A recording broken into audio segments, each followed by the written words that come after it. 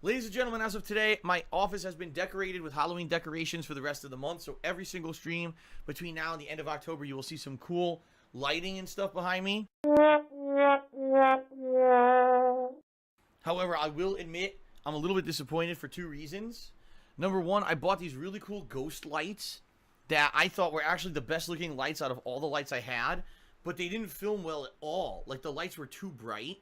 And I couldn't even look at myself on camera when these lights were on. They were so effing bright that the camera couldn't really adjust to them properly.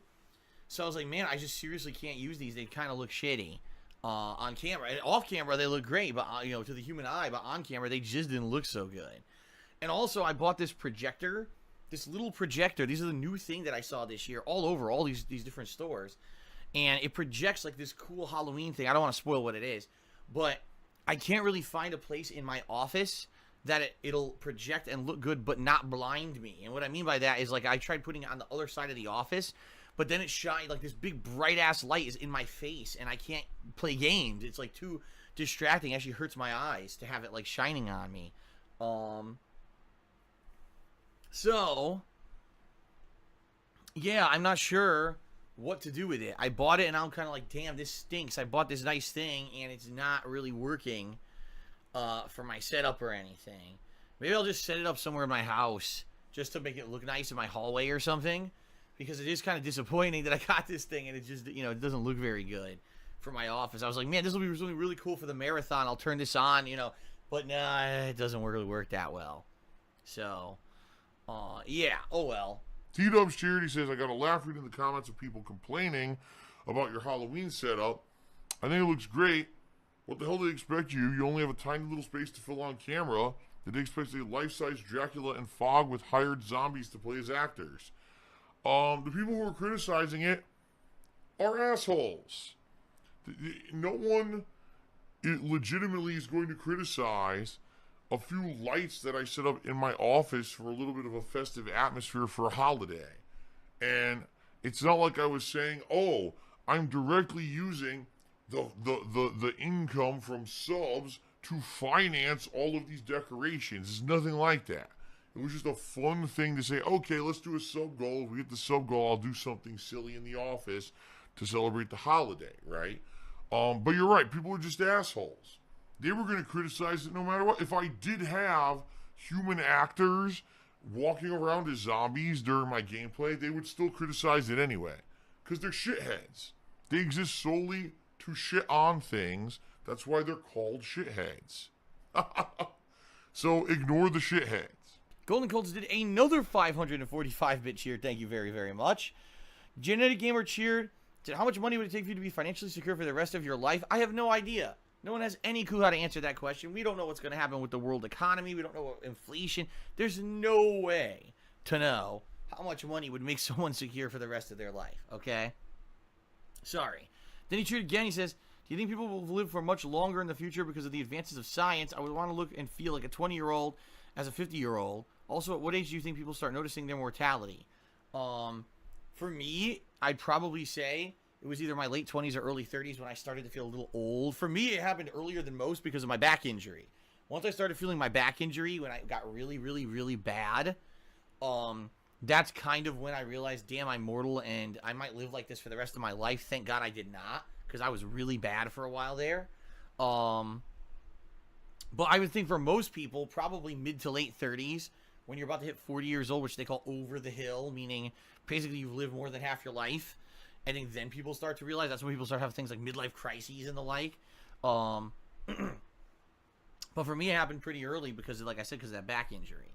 So Cogarino cheered. Says Red Dead Redemption 2 is out soon, and news came out that Rockstar devs had to endure 100-hour work weeks for crunch in the last month. Any job anywhere where you have to work 100 hours in 1 week is horrible. There's literally not a single excuse or justification that could tell me that a human needs to work 100 hours in 1 week to make something work. The bullshit. What that means is that the management of the company doesn't know what the fuck they're doing and is inefficient. And sorry, Rockstar, even though you put out amazing games, if anyone in your company worked 100 hours, you failed. The bottom line, folks, is very simple. Game developers need to unionize. They just do. They need to unionize 100%. because sadly, they are being abused, they're being mistreated, and after that article came out, numerous former employees of Rockstar came out and said, this is horseshit. We were forced to work something like 60 to 8 hour work weeks, and basically told if you don't, you're fired. So, yeah, they need to unionize. It's that simple. The game industry needs to unionize, and people need to stop treating game development as, oh, it's just for the kiddies. You know, oh, it's just for the kiddies. You know, no, it's not anymore. It's not just for the kiddies. It's a serious business. It's the biggest business in the world. It makes more money than any other entertainment form. Movies, music, anything like that. It makes more money than anything. So why the hell is it the only one? Think about this. In movies, music, television, there's unions and all of that. Why the hell is there no union for video game development? It doesn't make any sense. All right? There needs to be a union. That just proves whoever made this game, completely brain dead. Nothing between here and here. Well, this will look good on a stream, and people will buy the game if they see it. Wow. Daniel Swag and Shooty said that they released another statement clarifying that they said people didn't understand. We obviously didn't expect everyone else to work this way across the whole company. We have senior people who work very hard purely because they're passionate about a project and otherwhere particular, and we believe that passion shows the games that were released by the people. Blah, blah, blah, blah. I already talked about that. Thank you, Swaggins. Okay, Baby Man Gaming is now getting timed out. He keeps cheering with ginormous fucking paragraphs, which are against the stream rules. It's literally against the stream rules to cheer with giant paragraphs. It says, do not do that. I say every stream, don't do it. I'm not going to address it. It just derails the stream. And he just did it twice in a row. So now he can sit outside for 10 minutes. Blackout. Good guy. Knows nobody did 100-bit cheer. He says, yo, Phil, I'm super stoked. It's less than 10 days until Red Dead Redemption 2. How do you feel about the campaign? Allegedly going to be approximately 60 hours long. SARS has been asked before. I have no feelings. I have seen zero gameplay out of it. I'm serious. I have not seen a single gameplay trailer on purpose because I don't want to fucking spoil myself on a game. I just want to play it and enjoy it.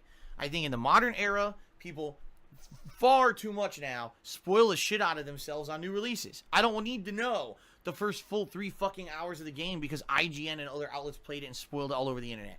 I don't need to know every gameplay mechanic. I don't need to know anything. I just want to play the fucking game and enjoy it. I don't want to, you know, that's like, oh, I'm going to see a movie, but I already heard about the entire plot of the fucking movie before I went to see it. Well, then why'd you even go see it? So that's what I mean. I'm not going to do that. I haven't been paying any attention. I'm excited for it, absolutely, but I'm not going to go overboard. Science Vice Cheers says, we'll be playing Call of Cthulhu on PS4. It's out the day before Halloween, so it seems like a perfect game to play. Last time I checked, it didn't have a release date, and I checked just like a week or two ago on PlayStation Network, and it did not have a release date at all. So unless that's updated recently, I don't think it's coming out the day before Halloween. However, the games I'm playing on Halloween are dependent on what people nominate, which they're working on right now. In fact, this Sunday, I'm going to turn their nominations into a poll that they'll then vote on for about a week and a half to determine what games I'll be playing on Halloween. It's out of my hands. I am not choosing the games, the patrons are. So I keep explaining to people how important it is for you guys to become patrons. You don't seem to understand that these big, ginormous events that will get hundreds or thousands of viewers on stream for 7 plus 8 hours, right, is determined by like a small handful of people. If you pledge $5 or more to my Patreon, you have these capabilities. And people take that shit for granted. Oh, it's not a big deal. It's a huge deal. It's a huge deal. Oh, I want to see Phil play this game. Okay, why didn't you pledge $5 and become a patron, right? You could have had that. You could have seen me play it.